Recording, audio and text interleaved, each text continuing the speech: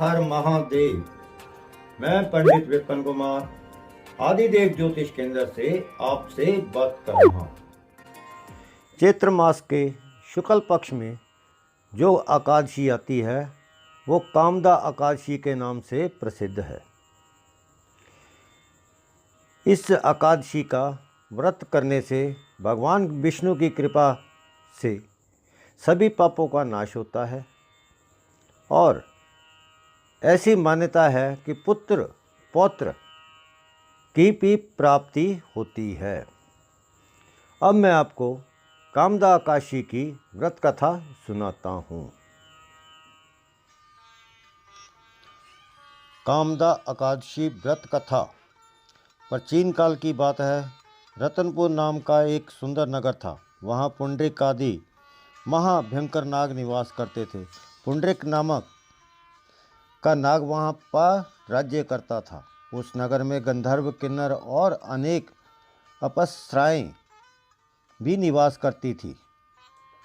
वहाँ एक श्रेष्ठ अप्सरा थी जिसका नाम ललिता था। उसके साथ ललित नाम वाला एक गंधर्व भी रहता था। वे दोनों पति पत्नी के रूप में रहते थे। दोनों ही एक दूसरे से बहुत प्रेम करते थे और परस्पर काम से पीड़ित रहा करते थे। ललिता के हृदय में सदा पति की ही मूर्ति बसी रहती थी और ललित के हृदय में सुंदरी ललिता का नित्य निवास था। उन्हें वियोग पसंद नहीं था। एक दिन नागराज पुंडरीक की राज्यसभा में बैठकर गंधर्वों द्वारा गायन वादन का आनंद ले रहे थे। वहाँ पर ललित गंधर्व भी गायन वादन कर रहा था। किसी कारण से उसकी प्रियतमा ललिता वहाँ पर नहीं थी। गाते गाते उसे ललिता का स्मरण हो आया, अतः उसके पैरों की गति रुक गई और जीभ लड़खड़ाने लगी। वह अशुद्ध गायन कर रहा था। नागों में श्रेष्ठ कोटक को ललित के मन का संताप ज्ञात हो गया, अतः उसने राजा पुंडरीक को उसके पैरों की गति रुकने एवं गायन में त्रुटियां होने की शिकायत कर दी।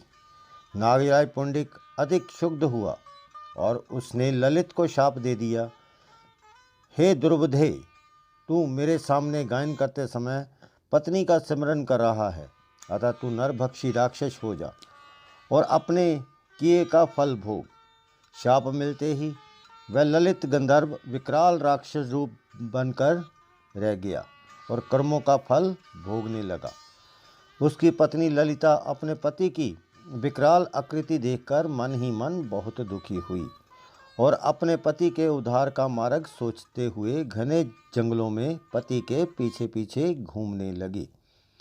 एक दिन अपने पति का पीछा करते हुए वह विंध्याचल पर्वत पर चली गई। वहाँ वन में उसे एक सुंदर आश्रम दिखाई दिया। वहाँ पर श्रृंगी मुनि शांत बैठे हुए थे। मुनि को प्रणाम करके खड़ी होकर प्रार्थना करने लगी, हे मुनिदेव, मैं बहुत दुखी हूँ, आप मेरी विपत्ति का निवारण कीजिए। ललिता ने कहा, हे मुनि श्रेष्ठ, मेरा नाम ललिता है। मेरे पिता वीर धनवा नामक एक गंधर्व है।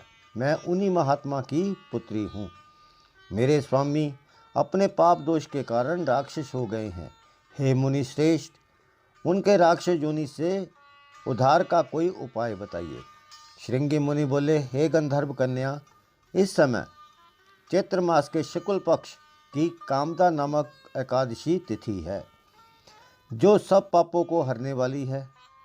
तुम इस एकादशी का विधि पूर्वक व्रत करो। इस व्रत का जो पुण्य हो उसे अपने स्वामी को अर्पित कर दो। पुण्य देने पर क्षण भर में ही उसके पाप का दोष दूर हो जाएगा। मुनि के ऐसे वचन सुनकर ललिता को बड़ा हर्ष हुआ। उसने एकादशी के उपवास को नियम व विधि पूर्वक किया और द्वादशी के दिन ब्रह्म ऋषि के समीप ही भगवान विष्णु के समक्ष अपने पति के उद्धार के लिए ये वचन कहा, मैंने जो ये कामदा एकादशी का उपवास व्रत किया है, इसका फल मेरे पति को प्राप्त हो। हे प्रभु, उसके पुण्य के प्रभाव से मेरे पति का राक्षस भाव दूर होगा वे राक्षस योनि से मुक्ति हो जाएं। एकादशी का फल पाते ही उसका पति राक्षस योनि से मुक्त होकर अपने असली सुंदर स्वरूप को प्राप्त हुआ।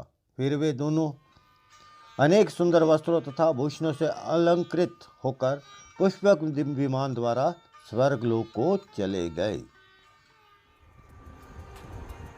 आशा करता हूँ आपको मेरा वीडियो पसंद आया होगा।